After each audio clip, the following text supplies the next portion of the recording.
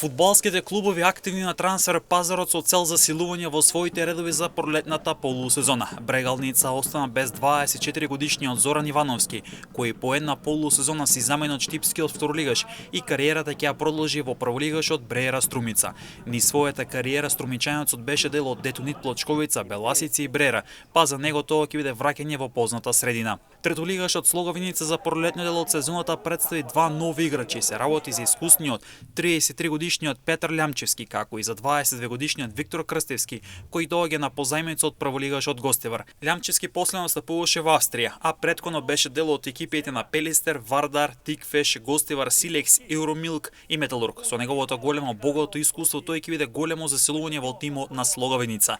Во тимот на штипскиот стратег Емил Грнев доаѓа младиот Крстевски, кој во есенскиот дел беше на позајмица во Брегалница, а има настапувани за Вардар и Пелистер. Слоговиница во пролетниот дел лесно ќе го потврди првото место, па фокусот е на баражот за враќање во втората лига.